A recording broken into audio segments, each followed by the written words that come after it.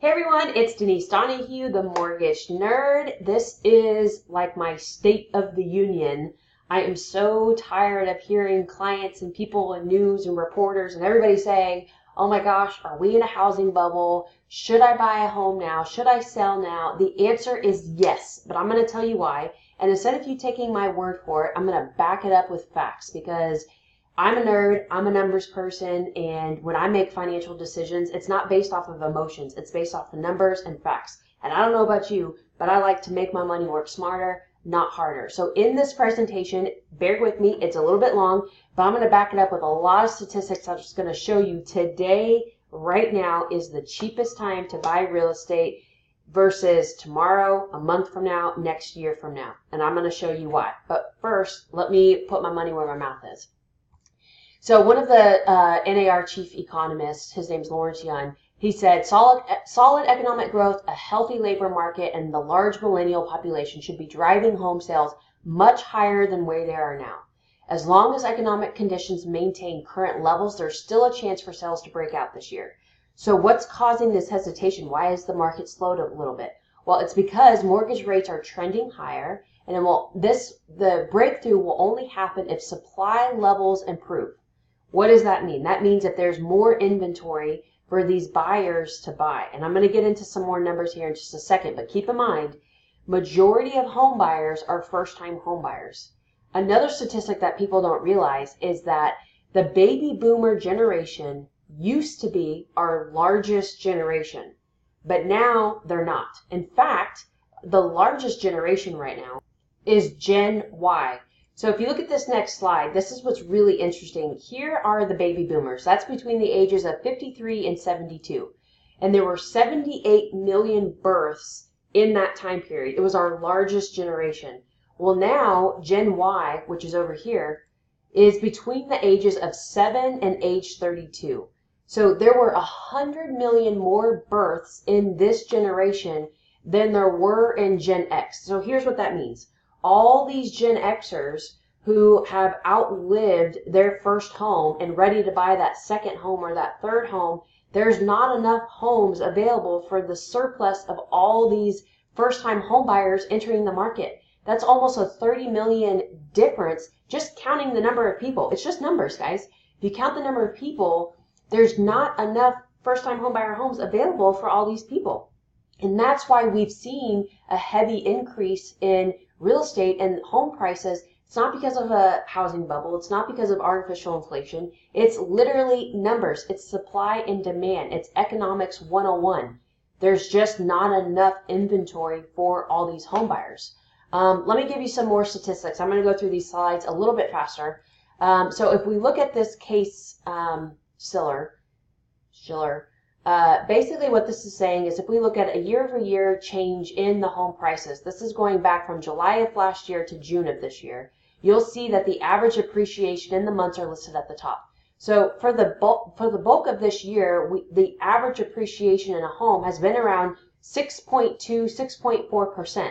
That is not the norm. The norm is 3.6%. So the reason why we've seen the price of homes increase so much is because of that supply and demand. There's not enough homes available, so it drives that price up. If you look at the year-over-year change based on the first-time home buyers market, which is the lower price market, versus the luxury market, you'll see that we're at a 9.4% versus a 5.7%. Again, this is just looking at over these last 12 months. Let's analyze it, breaking it out by region. So by region, you can see that Pacific and Mountain are well over 9%. That's awesome. Central is at 5.7%, and then we've got the East Coast here above 5%. So this breaks it down by region to show you how the homes are appreciating year over year, again, when the industry-wide, nationwide, has been at 3.6%. What we're seeing is we've just been a little bit spoiled, and we've been spoiled because interest rates have been really low, and people have been making some money on real estate. If you haven't bought real estate in the last few years, you are missing out.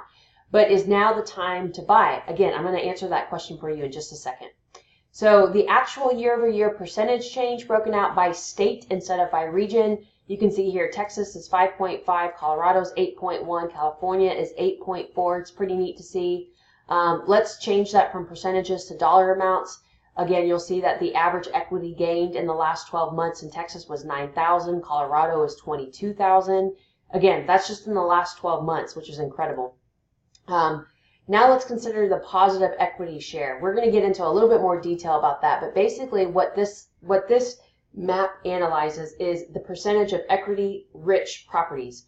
And what that is defined by is it says what's the percentages of the loan balance of your mortgage being below 50% of what your home value is. So if your home value is $500,000, this means that your loan is $250,000 or below.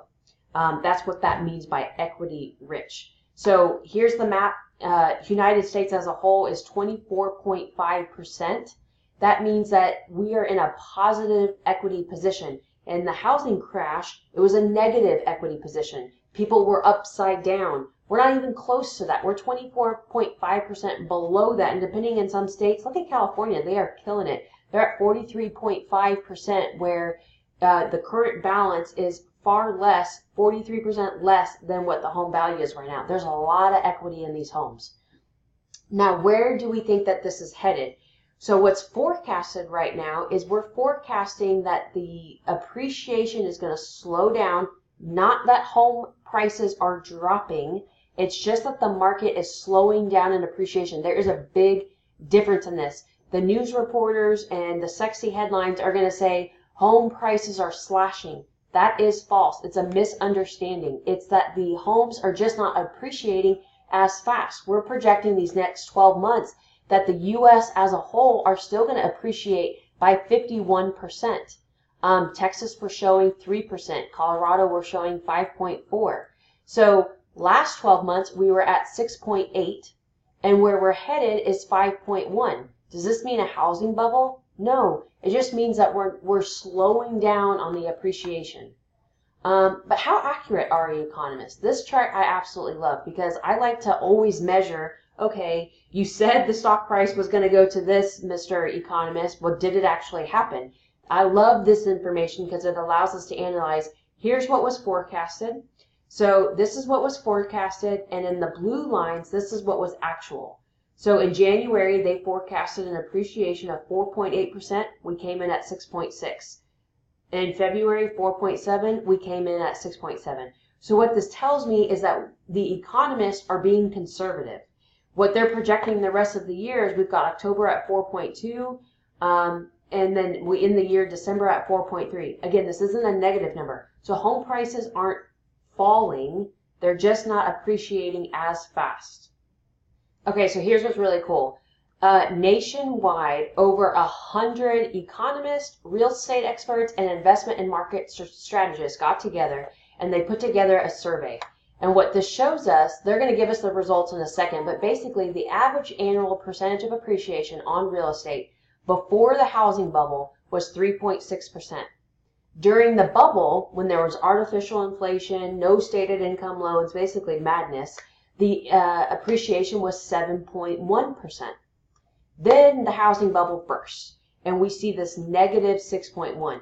This is what people are in fear of, and this is what reporters are reporting, is that we could potentially be entering a bust. We're not even close to a bust. We're not going to be negative.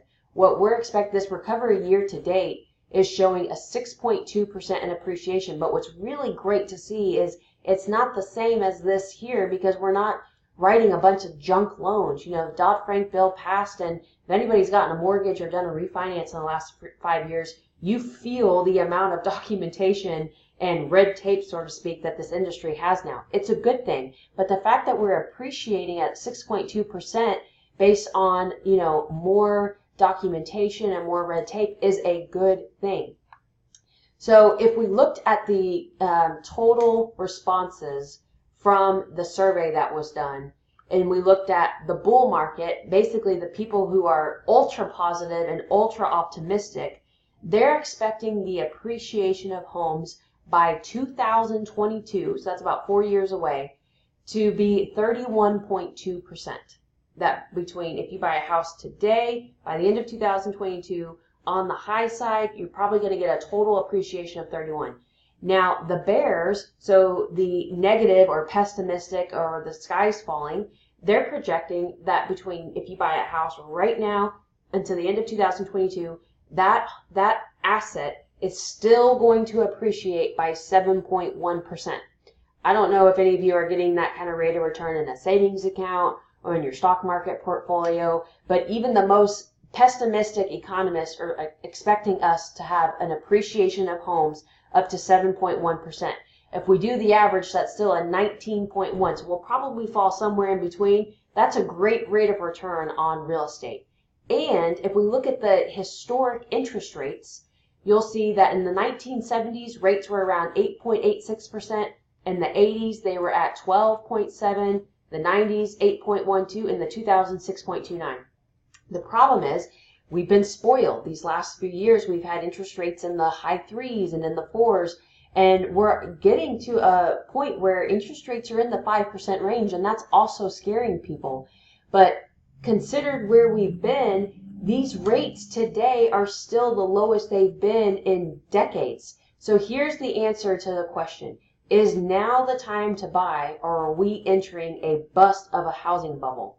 Well, if the economists are projecting appreciation, not depreciation, but appreciation by on average 19%, and it's likely that interest rates are going to continue to rise, then the answer is right now is the cheapest time that you can buy real estate versus tomorrow, next month, or next year, because rates are going to increase and these homes are going to continue to increase in sales, in the price. So buying a home today is cheaper than what it's going to be a year from now. I have a video on my in my video vault on my website that shows you the cost of waiting to buy 1 year from now. If your house appreciates by 3%, and if the interest rates increase by a 0.5 percentage point, it's going to cost you over $23,000. And again, nobody states their opinions based off of facts. You know, you meet with the agent or you meet with a loan officer, and it feels a little weird. It might feel like they're biased and telling you to buy now. Of course they're biased.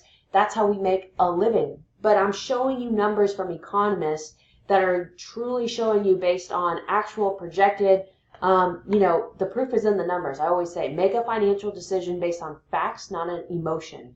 What you see on social media and in the news is often to ignite emotion, to ignite fear. Our country loves doing that. What are the economists projecting? They're projecting that 2018 will end at 5.9%, 2019 is 4.2%, and then it starts to really slow down in 2020, 21, and 22. So what this tells me is you want to buy a home this year or next year at the latest. Otherwise, your rate of return is likely going to cut in half. So at the end of the day, you want to buy low, sell high. If you're renting right now, you're going to miss out on a lot of money, because what they're saying is that if you buy now, if you buy a $250,000 home now, the potential growth by January 2023 is about $50,000. So if you buy now, by the time the average statistic is people stay in their home anywhere between 6 to 7 years, you're going to gain equity position of about, on the conservative side, $50,000 that you can use for your next home and your home thereafter. So is it cheaper to rent or to buy? This chart shows you in blue that it's cheaper to own than it is to rent, just based on the monthly payment. So look at all the states in blue. If you're in blue, the monthly payment, now it's always going to make more sense as far as appreciating in value. You know, we saw that Colorado, for example, had a really high appreciation, but the monthly payment, if you do apples to apples, this is what this is showing you, is that your monthly payment might be a little bit higher owning in Colorado, but the appreciation is going to go through the roof. And that is what we're looking at. If you're in a millennial, or you know, if you're still working and not in retirement age, this is building towards your retirement future. You know, we may not have Social Security like we used to. Companies aren't paying pensions like they used to. So you have to be really strategic in making your money work smart for you, and that can largely be done with real estate and making sure you're connected to the right lender and the right realtor. So we would love to be your lending team. Like I said, we write loans in Texas and Colorado. We're expanding into even more states. We'd love to help anybody thinking to buy a home, refinance a home, We can get you connected with the best real estate agents in the U.S. Hiring your real estate agent is going to be very, very smart. There's a lot of these online brokers and friends and family that are doing it part-time, and they don't know what they're doing. They don't know how to tell you when to sell or where to buy in the neighborhoods and the statistics. I promise you, the price of the home is already inclusive of the real estate agent's commission fees. So if it's already included in the price, you might as well hire the best of the best because the price is the same. So don't fall for those gimmicks. There's a reason why your biggest asset should be used with a professional and the top-notch professional. So if you have any questions, you know how to get a hold of me. You can go to my website. You can call, email, text, and even schedule an online appointment. If you're interested to know your numbers and how much home you can purchase, go onto our website, fill out the information. We'll instantly give you your credit scores and tell you how much home you can purchase, what your monthly payment is, and how much money you're going to need for the transactions. We help people from first-time home buyers to your fifth home to reverse mortgages to constructions, whatever it is, we want to help you get into a home. So thanks for tuning in. Gosh, this is the longest video I've done in a while, but stay tuned. I'm going to do more of these. You guys have a good one. Bye-bye.